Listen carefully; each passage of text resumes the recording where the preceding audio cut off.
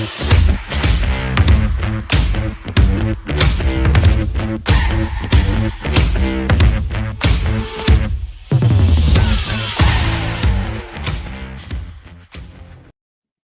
away we go with the college football recap. My name is Jeff Cameron. Thanks so much for tuning in. As always, it's great to be with you on Sunday morning after another wild weekend of college football. We begin. How much do we love this sport? A lot, right? That's why we're all here together talking about it. Before we get started and looking at that top 25, I'll let you know Austin Price of VolQuest is going to join us later in the show. Anthony Broome from the Wolverine and Bobby Burton of Inside Texas, our guest today. As you know, if you're new to the college football wrap show, then every week at this time, 11 a.m., we get together yet again to celebrate our favorite sport, and we look around the country, pick 3 games, 3 sites that On3 has, obviously giving you the best in the business, the best work on the ground covering those teams, and we get their insights after important games. Now, we choose those games before the games are played, so sometimes, obviously, things work out or they don't for that respective guest, but those guys jump on board and tell us what it all means to their team, their program, and the season at hand. Now, that's every Sunday, 11 a.m. Like and subscribe. Hit that bell so that way you know it's happening. It's a beautiful thing. Good day to you guys. Hope you were loving the college football yesterday. It's a weekend where a lot happened, but nothing of note at the very top because Georgia walked through a win, obviously, against Kent State, 39-22. Bama, easy over Vandy, 55-3. Ohio State houses Wisconsin, a team that doesn't look very good when they face teams with speed. But then it gets fun. I imagine voters are going to have a hard time figuring out the difference between, say, Michigan and Clemson and Southern Cal, all of whom survive scares but get wins. Kansas State knocks off Oklahoma. Think about that for a second. You want to have fun with college football. We see strange results every week. We know the transitive property doesn't always work from Saturday to Saturday, this team and that team. Well, how about Kansas State? Adrian Martinez goes from losing to Tulane last weekend to beating the Sooners in Norman. Huge win for that program, but it's not a shocking one. They've done it recently 2 of the last 3 times. Of course, Tennessee gets a huge win. You see the scores right there. Texas A&M survives a missed field goal late. That's a good win for a program that's had to pick itself up off the map.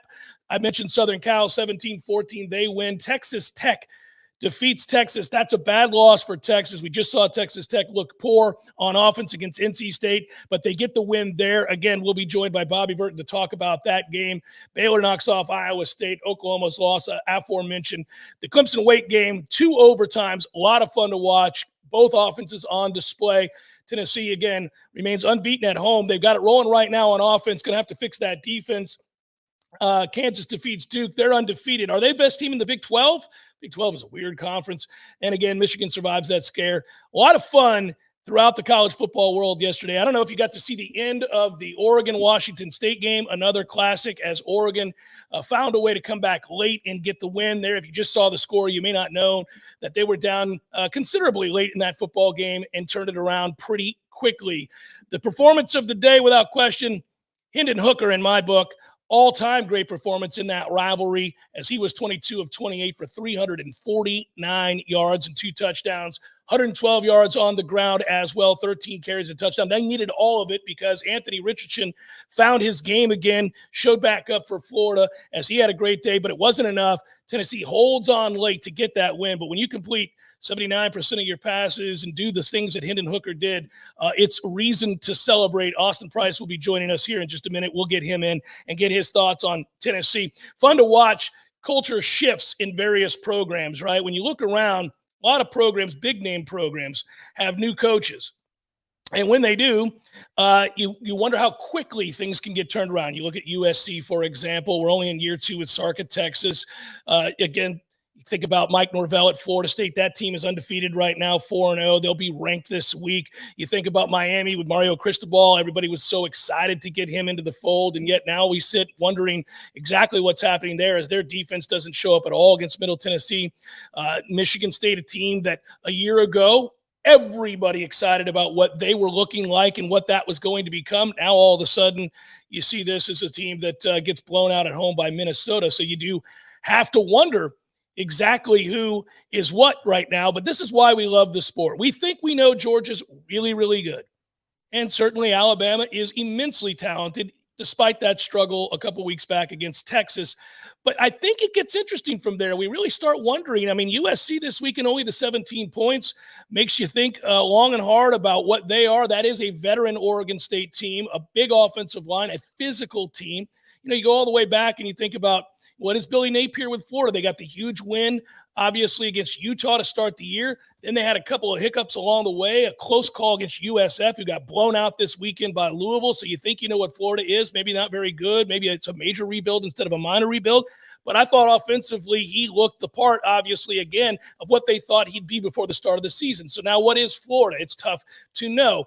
All of these things are exciting around college football because it gives you the great mystery from Saturday to Saturday, where we think we know, but we really don't know. We know this: every year at the start of the college football season, there are 4 or 5 teams you are certain are going to be good, and 4 or 5 teams that you think will probably have tough years. Invariably, 2 or 3 of those teams end up being the opposite of one another, right? The teams you thought might struggle. I'll give you an example. Syracuse is undefeated, 4-0 right now. They get the win over Virginia. Syracuse is a team that nobody thought about coming into this season, yet there they sit undefeated on the cusp of being ranked as well. And then you think about some of the other teams that you thought would be elite or take a big step forward. We've already mentioned them.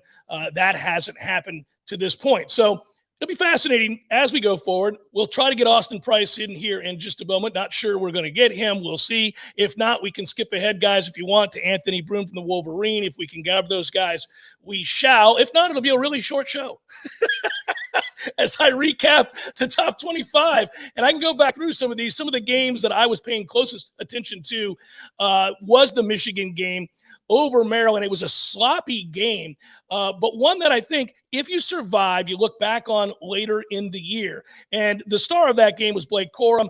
Big runs in the biggest moments of that contest, including a big 4th down scamper on his way to 243 yards and 2 touchdowns on the ground.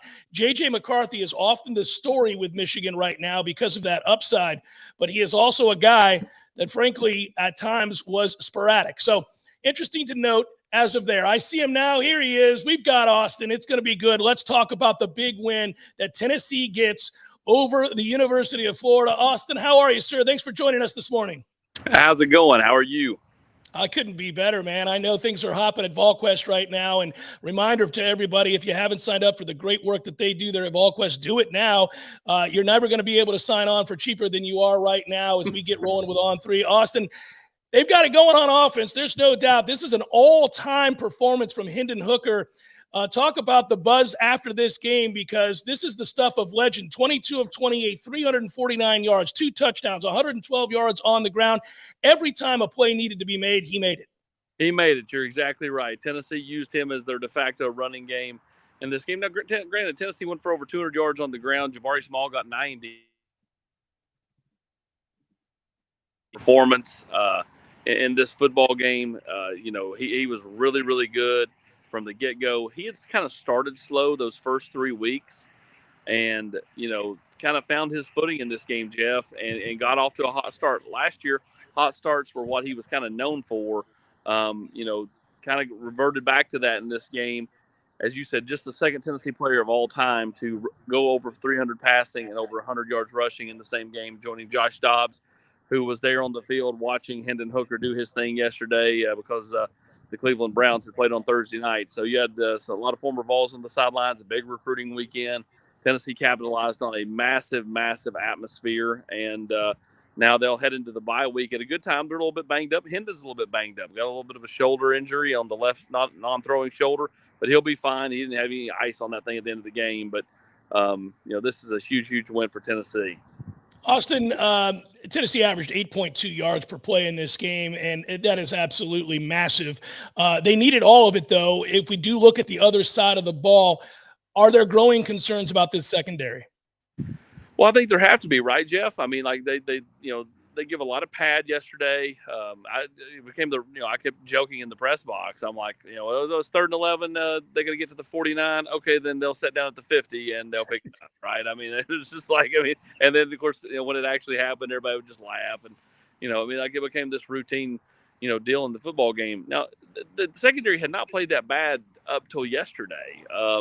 Tennessee's, rush defense has been really good all year. Rodney Gardner's taken a kind of an underwhelming unit as far as big names and gotten a lot of really good play out of them, which is no shock knowing Coach Gardner's track record.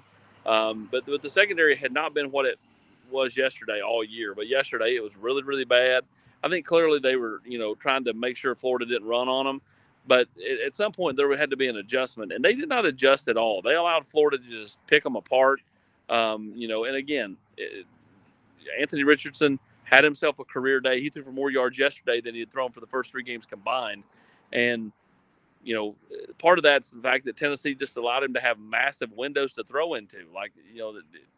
I could have completed those passes, and I'm no quarterback. So, it was one of those, perfect storms for Tennessee secondary. Had a weak moment. They need to get some guys healthy. They've got to continue to work depth and see what happens. But there's no doubt about Tennessee's 3 big defensive back commits in this 23 class sitting there in the stands yesterday can see there's immediate playing time available here. It's interesting you mentioned the bye week, and I was just about to ask you, and I'm glad you brought up the health aspect of this. What can be done for Tennessee secondary? Because obviously at this rate, with the start that Tennessee has, you have an elite quarterback right now making big plays in the biggest moments.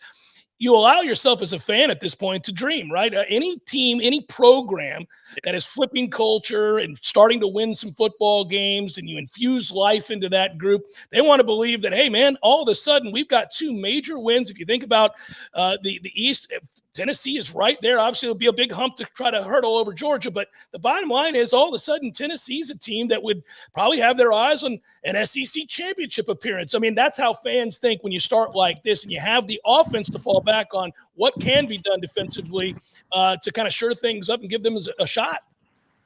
Well, I think that you have to continue to get pressure on the quarterback. I think, a young player like Josh Josephs has got to get more playing time. Yesterday, he almost got home twice on Anthony Richardson. And if Anthony didn't have such a strong lower body and could get passes off, you're probably looking at 2 sacks. There were multiple times Tennessee got home yesterday, and Richardson is just so tough to get down that he gets some passes away that end up being incomplete passes or just throwaways. But they save Florida, 6 or 7 yards off a sack. There's a hidden yardage in a football game, and that's one of them for Florida, as long as he's the quarterback, just because he has that trait and that ability. So I think you want to continue to get pressure, which means I think you got to see more Josh Josephs.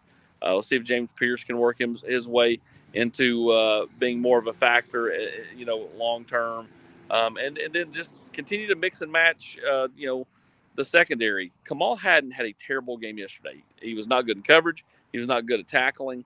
But, to this point, he's been Tennessee's best defensive back, and he had not played that way. So I think if you look up and Jaden, Daniels at LSU is doing the same thing that Anthony Richardson did in 2 weeks, then that's the biggest problem.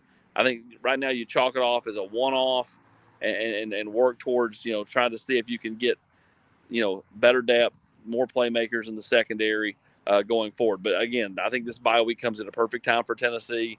They get a chance to kind of, rest, reset, get on the road recruiting, get people healthy, and get ready for a big game at LSU. You go back to 2016, Jeff. Tennessee beat Florida. They beat Georgia. When you beat those 2 teams, you're almost a lock to go to Atlanta, right? Well, they didn't that year because they lost some games late. But after that Florida and Georgia win, the next week they went to A&M. That was a top 10 A&M team. Then they hosted Alabama. This year they play LSU and Alabama back-to-back, but there's a bye week in between, which I think is big because it allows Tennessee to scheme things up and get ready for LSU. An LSU team that is good, not great. An LSU team that, you talk about fans wanting to believe. You win that game and you beat Florida and LSU and Pittsburgh, and then Tennessee fans let themselves start dreaming a little bit because Alabama will come in that following week. And if LSU or if Tennessee is beating LSU, they're likely a fringe top 5 team at that point. And of course, Alabama is top 5. Out of curiosity, because it is one of the great settings in college football, Neyland Stadium, Give me a sense of what that atmosphere was yesterday. It looked incredible on television. Obviously, everybody saw how pumped these fans are. You talk about a recruiting weekend. You talk about getting over on a rival. You talk about taking yet another step forward, kind of exercising the demons, if you will. The game gets crazy late. What was that atmosphere like? It was unbelievable. I talked to multiple recruits this morning, including On3 5-star David Hobbs. Blown away by it. So much so that, he decided to go ahead and book his return trip for the Alabama game coming up October 15th, which will be an unofficial visit. This was a big weekend for the recruits, for Tennessee in recruiting. Everybody really, really feeling, that atmosphere yesterday. It was electric from the jump. The Vol Walk was massive. The buzz on campus all week really was something special. But I thought kneeling was really special yesterday. The checker kneeling, I know Tennessee's now 2-4 in those games. Most of that's because Tennessee's been so bad, and every time they check kneeling is for a big game. Nobody's checkering kneeling for Akron, right? So you're checkering it for Alabama, Georgia, Florida. Well, Tennessee hadn't won those games in the last 15 years. So Their record in those games is naturally going to be bad. But, Tennessee got the win yesterday. It's just a neat atmosphere. And, when Tennessee's on, Neyland is rocking. And when Neyland's rocking, the atmosphere is right up there with the best in college football. Yeah, it's good for the sport. It's good to see. It's always fun when the better programs, the upper echelon programs, the programs of note, of merit in college football history are at their best. If you can get everybody doing it simultaneously, it's really fun. So we're seeing some teams now that have been down, making their way back up. You mentioned Tennessee. I've mentioned Florida State, a couple others. It's fun to watch the rise and see these teams fill up yet again. Hey, Austin, great work as always. Thanks for the time this morning, and enjoy that bye week, buddy. I know everybody can exhale. Buddy, I'm going to enjoy it. I'm taking my kids out to California. We're going to go to Disneyland and go watch Nico Iamaleava play on Friday night. So we are excited to get out and go have a good time. Now, that's how you utilize a bye week, sir. That's how you do it right there. Well done, and thanks for the time. I'll talk to you again later this year. Tennessee's going to be back on here again. We know it. I'll talk to you soon. Sounds good. Appreciate it, Jeff. All right, take care. That is Austin Price of VolQuest. If you have not joined On3's VolQuest, you should. He does great work. His staff does great work. We've been fortunate enough over time to be able to work with them and have those guys on and talk about what's happening with Tennessee. So as it is with the case with all of these shows that we'll be doing throughout the year, we bring in guys that run these sites for On3 and have been doing great work in the world of college football for a very long time, specific to those areas. And that's how we get them on to talk about the program at hand. And it changes each week. So your program will likely be on here at some time, obviously, certainly as we kind of preview each week with the top 25 games and go from there. We're efforting to bring on Anthony Broome right now from the Wolverine, if we can. We'll see. Hopefully we will. And also Bobby Burton from Inside Texas. I'm fine with either right now. Both played big games, different results. Obviously, we talked about the top 25, and one of the things to note, Michigan was a team that up until that point, same with Maryland at that point, hadn't really played anybody. So there were a lot of question marks about just how good is that offense? How good will Michigan be? Can they sustain the success they've had as of late? We didn't know. That game was an interesting game to watch play. In fact, I bring it up. It was 34-27 Michigan. And it was kind of a sloppy game. There's no other real way to describe this. But I mentioned that Blake Corum was the star of this game, and they were looking for a guy that they could fall back into and believe in the run game. He was certainly that. And then you see with J.J. McCarthy, there's an unevenness to his play, but there's also an upside. And when you watch some of the spectacular throws he makes and some of the bigger plays that he makes, you realize why they want to play him. But boy, there are times where he'll make you hold your breath, holds on to the football, efforts to make a big play frequently. Sometimes that young man's going to have to learn to throw the ball away. Really quick, circling back before as we try to get in Anthony Broome, I do want to mention, when we were talking about Austin just a moment ago with VolQuest, we were talking about Hendon Hooker. That's a young man that is a great testament to what hard work is, right? When you watch a guy, we remember how raw he was the first time you ever saw him at Virginia Tech, and you remember what kind of player he was, and then you see what he's become now as a passer. You always knew he could run, but a lot of the guys that are really athletic and can really run the football at quarterback, we see it with quarterbacks all over the country, especially in the college game, the next step has to be taken if they're going to be a championship contender. They've got to be able to move forward in the passing game. And I think if you look around college football right now, you're seeing that at several places. And it's good to see when you read about, like you did on VolQuest, the amount of time that he's put in, the way he's beloved by his teammates, what ends up happening with guys that put in the time and work real hard to develop aspects of their game. It can be done. I know sometimes we as fans watch quarterbacks early in their career and think, this ain't it. This isn't going to be the guy. But then you watch them struggle, fight back, move forward, and have a kind of game like he had yesterday. That's as good as it comes. I mean, he'll be remembered in Tennessee for a very long time for that game. Again, those numbers, 22 of 28, 349 yards, 2 touchdowns, another 112 yards rushing on the ground. They needed all of them. That was on 13 carries, also a touchdown on the ground. He's completing over 70% of his passes right now. At Tennessee, as I said, averaged 8.2 yards per play. So bravo to that young man. Always fun to see when you get a guy who's taking a step forward like that. And again, we'll see if Tennessee's defense gets better. In the interim, Michigan's a team, circling back to them as we get Anthony Broome on the line, we hope. He's a guy – Michigan's a team that has a quarterback that has to do the same thing, has to take that step forward. We'll see if they do. That's a nice win, but they have bigger games coming up. And there's Anthony right there. We're going to get a chance to talk to him right now after Michigan's big win. The Wolverines, Anthony Broome joins us on the program. How are you, Anthony? Good to see you, buddy. I'm great. Another week in the books. Can't believe we're 4 weeks in already. It's flying by. We wait all year for it, and then we're a third of the way through the regular season. It's crazy. You want to bring us down just like that, Anthony? No, let's revel in the fact that was a fun game. It's a win. Michigan's still undefeated. Uneven play from J.J. McCarthy means we get a lot to talk about here. So let's start there. Get the win over Maryland. It's a big day on the ground for Corum. We'll talk about him in a moment, but let's first talk about the young quarterback, because you see the spectacular play and then you see the, oh my God, why are you still holding the football play? Yeah, I think a lot of Michigan's offensive quote-unquote struggles from yesterday's game were, I think that it's a quarterback that's still learning that, this really was his first real start. I mean, he played against a couple really bad teams in Hawaii and UConn. The dial switch got cranked up a little bit this week when you play a team that at least, if you want to say that Maryland's a middle-tier team in the Big Ten, middle to lower tier, that's fine, but it's the first team you see that has comparable athletes.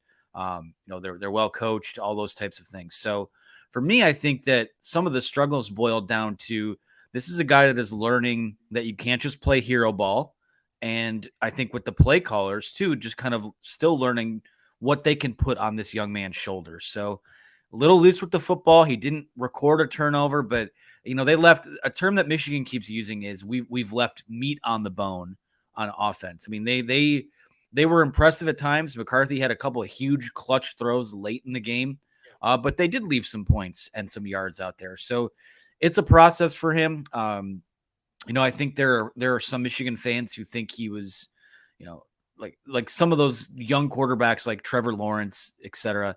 They are ready out of the box. This is still a developing guy who's learning to kind of play within himself and just run the offense, as opposed to it all has to boil down to me. So I can't say I was overly concerned by what I saw. I'll say this though, when you look at the stat line, 18 for 26, 220 yards, 2 touchdowns. That's like for Michigan the last couple of years. That's been like a solid to good Cade McNamara game. And we're talking about J.J. McCarthy like it was a C+, performance. So there is so much upward trajectory there still. I see a guy who the game is slowing down for him. I think he's making smart decisions for the most part. It's just a matter of, snap to snap, just making the right read, making the right play, and just trusting your guys around you. Always, Anthony, easier to talk about a player who's developing, learning, getting better as you play after a win. Obviously, you get a win, you survive some of the unevenness, you move forward, you learn from your mistakes. Coaches love games like that because they have everything they want all in one. They get the victory, but they're able to sit the young man down and say, now look, we can't have this, or we need to do this. But another big reason for the win was Blake Corum. How big is it to Michigan to have him rise up and have the kind of game that he did? I thought the game changed on the 4th down run, the first one that he broke outside, obviously muddled in the middle there. He gets to the outside and scores, and I thought that wrestled kind of momentum away from Maryland at that point. Yeah, to address your first point before Corum, I think that this was you never want to say a less than ideal performance is what the doctor ordered, but this is the first game tape where I feel like these Michigan coaches can actually sit down and figure out what needs to be coached, what needs to be improved moving forward. So from that perspective, I totally agree with you there. And you'd rather do it in a win than struggle and lose or things like that. So. As far as Blake Corum goes, I mean, we've been pretty transparent about the fact that, this is not, they don't have a Hassan Haskins on this team, or we didn't think they did. A guy that you could give him the ball 25, 30 times a game, week in and week out. He's going to get the job done for you, pick up the tough yards, all those types of things. Last year, Blake Corum was kind of more of the finesse guy.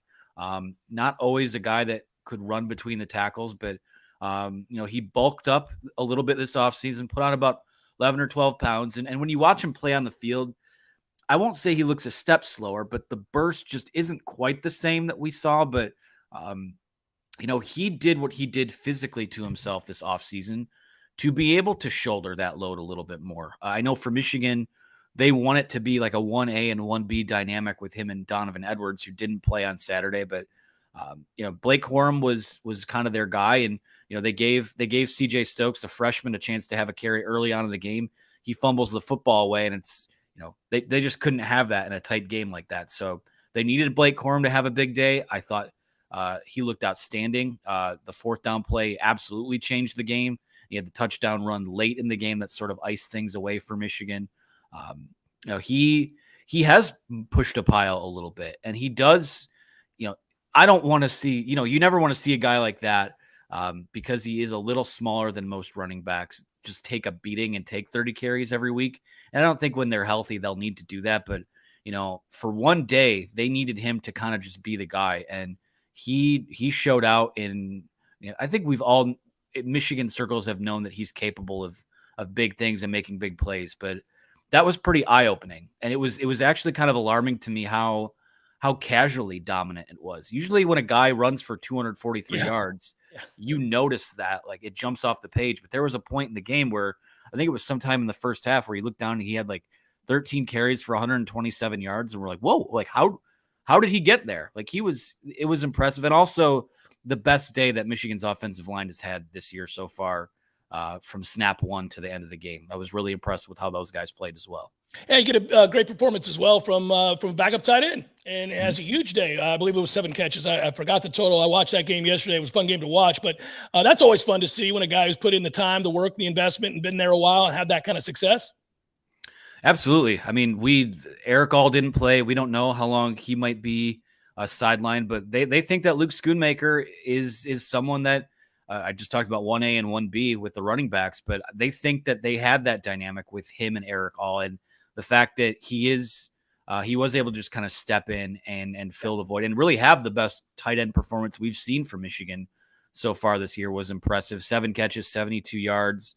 I think when you have a young quarterback, to have a safety valve over the middle of the field where, first, second read's not there, or really there was a few throws where Schoonmaker was the guy, was the read, and that ball comes out quick and it's on the money, and that guy helps you move the chains. So really impressed by what I saw to him. And like I said, the tight end usage in the Jim Harbaugh offense has sort of waned a bit as they've modernized their attack here a little bit. I mean, it's always a bread and butter position for them.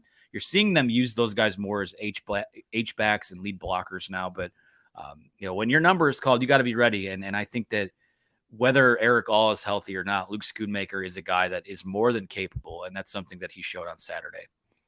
Anthony, thanks, man. I really appreciate you joining us here. The Wolverines, Anthony Broome, we appreciate you, and we'll talk to you again down the line as the season progresses. I won't hurry it. Let's just live in the moment. Let's live in these – we love the game so much. We don't need to talk about how little is left, right? Good to see you, man. Have a great rest of the weekend. Of course. 1 week at a time. Thank you, guys. That is the Wolverines, Anthony Broome, and we segue from him, and we now have an opportunity to talk to Bobby Burton, Inside Texas on 3. Damn it, Bobby. I hate that I have to have you on after that, right? Come on, man. And I got to ask you, out of curiosity, I believe it was 18 plays, 75 yards, Texas Tech's first drive. Did you know then that you're thinking this could be a long day? Or did you think, okay, well, we got to get off the field. We'll see what happens. But Texas never got off the field on 3rd and 4th down. Yeah, rarely got off the field. And thanks for having me. Sure. I appreciate it, Jeff.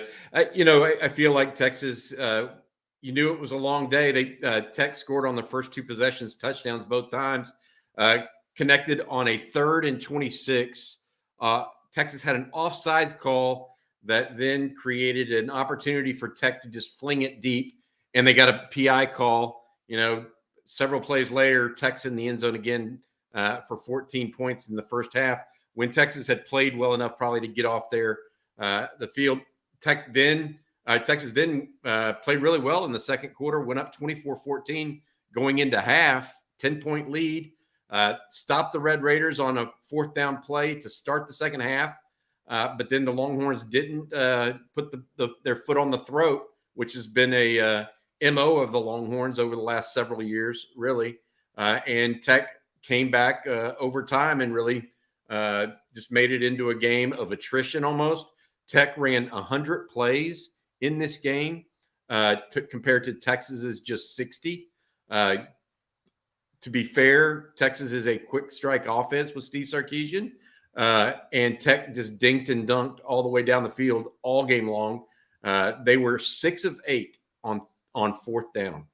And they started going early and often. In the very first drive, they went on 4th downs twice. And even on the final drive of the game that put them ahead on a field goal, they actually converted on a 4th down as well until they got to overtime. Texas Tech actually beat Texas 37-34 in overtime in Lubbock. Yeah, I see the score of the graphic there is wrong, but you're right. And I do. My question to you is, I think it's interesting early in a coaching tenure, a coaching change. We're still early on in Sarkisian's efforts to get Texas back to where they want to be. You always wonder where a team's at mentally, emotionally, physically. We talk about this. You get evidence from week to week that helps you deduce that information. So when you see Texas play Alabama the way they did, that incredible atmosphere, and the defense was dominant against Alabama's run, you think, okay, Texas has better athletes than I thought. Looks like they're further along in their growth and their process to turning it around. But you're never sure. That's one game. Now you see a game like this that, frankly, Texas probably should have won this football game. But again, we talk about not being able to get off the field, the defense getting very tired late.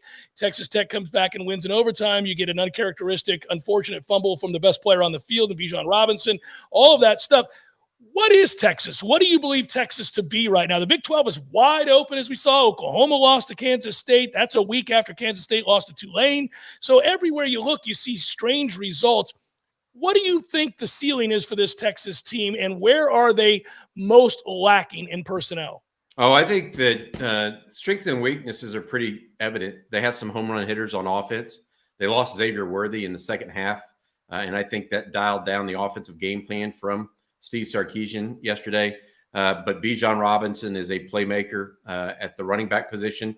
Unfortunately, they have a young offensive line. They're starting 2 true freshmen, a sophomore, a junior, and then just 1 senior. And so he's not getting the most out of that. And defenses, while Hudson Card played admirably yesterday, does not present a threat downfield like Quinn Ewers. And so teams are committing 8 people to the box to stop Bijan Robinson. And when Texas can't run the football, Hudson Card is not capable necessarily of shaking people loose down the field and making them pay for it.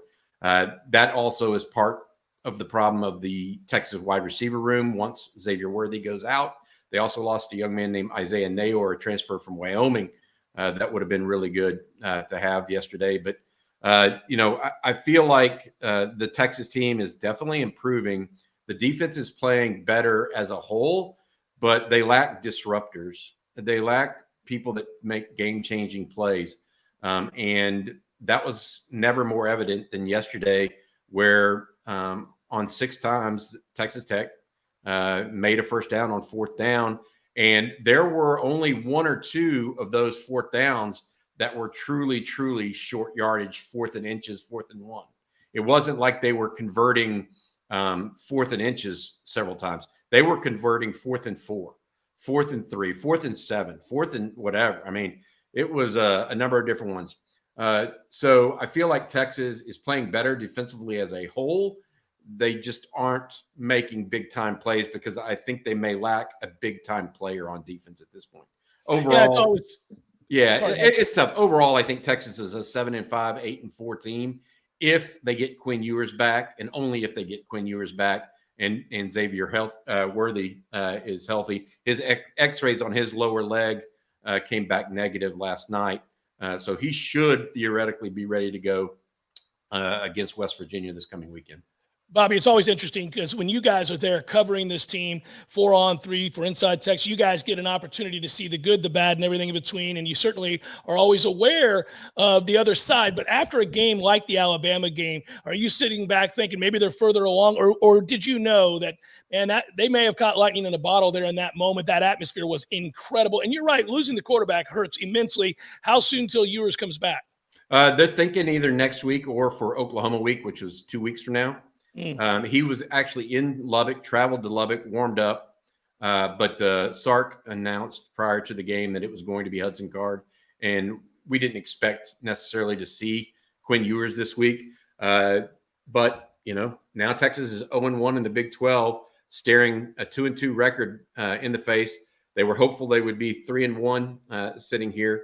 But I tell you what, the Longhorn fans saw too much deja vu yesterday. They saw too much of what they saw a year ago, giving up a double-digit lead in the second half. An offense sputtered and a defense wore down. Now, it took a superhuman effort from Donovan Smith and a lot of gamble from Joey McGuire, the new Texas Tech coach, to pull that off, much more so than it did a year ago when Texas flailed. But still, too much deja vu. Texas has some work ahead of it. Bobby, thank you so much for your insight. I look forward to talking to you down the line. Be well, good sir. Enjoy the rest of your Sunday. Jeff, good show here, and thanks for having me. Absolutely. Appreciate you. This is a little taste of what we do every Sunday. It's a pretty rapid look around college football. We'll usually have 3 to 4 guests on the program each week. Take a look at that top 25, sometimes outside the top 25. We bring on the experts from On3, bring in the experts from On3 onto the program, the college football wrap, because it's a lot of fun to do to get where a team's at. Obviously, when you're there on a daily basis, you see some of the warts, also some of the younger players that are improving with each practice, each week of practice, and each game week. So teams change over the course of a season. We think so often that we really know what a team is after a big moment in the year. But I think we've seen so far in this young college football season that you really can't hang your hat on too much. Sure, Georgia's really good. Hang your hat on that. But they didn't play well this past weekend. It happens. Kids are subject to the whims of emotion. Alabama's a team that obviously quietly dispatched Vanderbilt 55-3, but we're still going to have our questions about them because of the performance against aforementioned Texas from just a couple of weeks ago. We watch as Texas A&M, who we wrote off, and the offense continues to struggle, come back and get 2 big wins, one against Miami and then one in Jerry's World this past weekend against Arkansas. We were told Clemson's defense might be the best defense in the country. Well, yesterday, Sam Hartman threw 6 touchdown passes against the supposed best defense in the country. That secondary absolutely got lit up. Interesting to note there. Southern Cal's offense hasn't been stopped yet this year. So you maybe didn't pay close attention when you saw the schedule come out this week that USC was taking on Oregon State. Ho-hum, too many athletes for USC. That game won't be that close, right? 17-14 late touchdown wins for Southern Cal. That game could have spelled the end towards a playoff push for Southern Cal. I know fans there believe they're good enough to win the Pac-12. We'll see. Question marks about the defense coming into the season, but yesterday it was the offense that struggled. And then there was Oklahoma, who we just got done talking about. looking so good on offense. The Brent Venables era just getting started. We would assume that defense is going to be ratcheted up and fixed. All those years with Lincoln Riley, Oklahoma could score a ton. They didn't stop a ton of people, so you figure Brent Venables gets in there. Look at the way this team is playing defense. Oh, but wait a minute. Adrian Martinez is going to do something insane in a game in Norman, Kansas State, who just lost to Tulane and scored 10 points while doing it, goes into Norman and beats Oklahoma.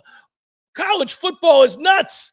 Miami got housed at home by Middle Tennessee State. This game is tremendous. Every Sunday, we talk about it right here on the College Football Wrap. It's my great pleasure to do so, to host it and to talk to these great people at On3. If you haven't signed up to your team respective site on On3, do so today. Most of the On3 sites around the country have some sort of special currently going on where you'll get all of this great content and inside information for relatively cheap for the year. I can tell you that. Some places it's $1, some places it's $10, but either way, you really can't beat it. So make sure you do it. I want to thank Trey Yannity. I want to thank Chris Doherty as well, as they helped produce the show today. I want to thank our guests as well. It was a pleasure having Anthony Broome from the Wolverine on, obviously, and Austin Price of VolQuest. They're excited down there in Tennessee. And Bobby Burton inside Texas, good enough to join us after a tough loss there. Until next time, enjoy the college football, enjoy the NFL today. If you want, I'll talk to you next Sunday at 11 o'clock. Like and subscribe to the College Football Wrap. That way you know when we're on next Sunday, 11 a.m. Take care, everybody.